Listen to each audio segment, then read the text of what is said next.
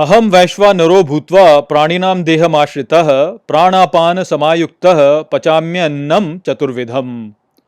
नमस्कार मित्रों, ये जो श्लोक है भगवद गीता के 15वें अध्याय का 14वां श्लोक है, जिसे हम आज अच्छे से समझेंगे। तो आइए सबसे पहले इसके अर्थ को समझते हैं। तो जो श्लोक है वो कहता है, अहम वैश्वानरो भूत्वा, अर्थात मैं वैश्वानर हो करके, प्राणिनाम देहम आश्रितः, अर्थात प्राणियों की देह में आश्रित, प्राणापान समायुक्तः, अर्थात प्राण अपान के साथ जुड़कर, पचाम्य अन्नम चतुर्विधम, अर्थात पचाता हूँ चार प्रकार के भोजन को।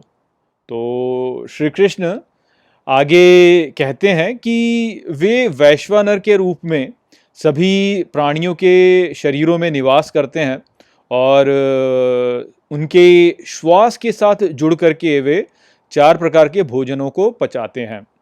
तो यहाँ ये जो चार प्रकार के भोजन है, पहले तो उन्हें समझते हैं। तो जो भोजन हम करते हैं उनको हमारी पारंपरिक परंपरा में चार भागों में विभाजित किया गया है कि चार प्रकार के भोजन होते हैं। तो वो एक तो होते हैं जो कि आप चबाते हैं, ऐसा भोजन जो कि चबा के खाया जाता है, तो वो एक है। दूसरा होता है जो कि पेय भोजन है, जिसको कि आप पी करके आप उसको भोगते हैं। जो तीसरा प्रकार होता है चूसने वाला, जैसे गन्ने को हम चूसते हैं, तो उस प्रकार से चूसने वाला, या आइसक्रीम जैसे चूसते हैं, तो वो चूसने वाला जो भोजन होता है वो तीसरे प्रकार का भोजन है। और चौथे प्रकार का भोजन होता है चाटने वाला। तो जैसे आप मधु को चाटते हैं, तो वो चाटने वाला जो भोजन है वह चौथे प्रकार का होता है। तो इस प्रकार से चार प्रकार के ये खाद्य पदार्थ हैं। तो श्री कृष्ण कहते हैं कि मैं वैश्वानर बन करके सभी प्राणियों के शरीर में मैं प्राण से जुड़ करके इन चार प्रकार के भोजनों को पचाता हूँ। तो यहाँ पे वैश्वानर के विषय में बोल रहे हैं। अब यदि आप देखें तो वैश्वानर को मांडूक्य उपनिषद में जब कहा गया तो जागृत अवस्था में कहा गया है, किंतु वैश्वानर का अग्नि के साथ में संबंध है। ये अलग अलग प्रकार की जो अग्नियाँ होती हैं उन सबको वैश्वानर कहा गया है।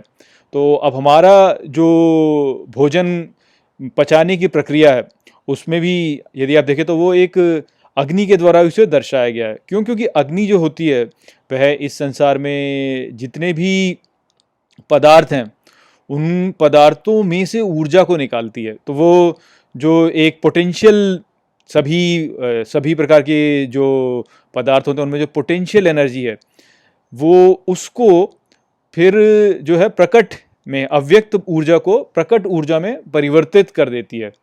तो ये ही प्रक्रिया जो है, यह ही हमारे भोजन या पाचन की प्रक्रिया भी है कि भोजन जो है वह तो स्थूल पदार्थ है, और उस स्थूल पदार्थ में जो अव्यक्त ऊर्जा है उसको व्यक्त करने की जो प्रक्रिया होती है, जिससे कि हम फिर अपने शरीर को चलायमान करते हैं या हमारे तापमान को हम निर्धारित करते हैं, तो वो सभी पचाने की प्रक्रिया से ही होती हैं। तो इस प्रकार से हमारी जो पचाने की प्रक्रिया है वह भी अग्नि ही है, और इसे वैश्वानर के द्वारा बताया गया है।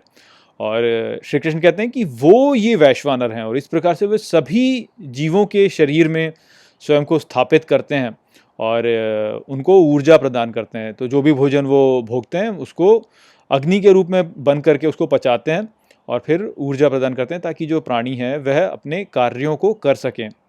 यदि ये प्रक्रिया ना हो तो इस प्रक्रिया के अभाव में तो कोई भी जीव जो है वह अपनी एक उंगली तक नहीं हिला सकता। तो ये बहुत ही महत्वपूर्ण प्रक्रिया है, क्योंकि जीवन में जो भी कार्य हम करते हैं तो वह अपने शरीर का उपयोग करके ही करते हैं, और सभी प्राणी इसी प्रकार से इस कार्य को कर रहे हैं। और प्राणियों के कार्यों के द्वारा ही तो ये जो यज्ञ है, दिव्य यज्ञ, ये आगे बढ़ रहा है।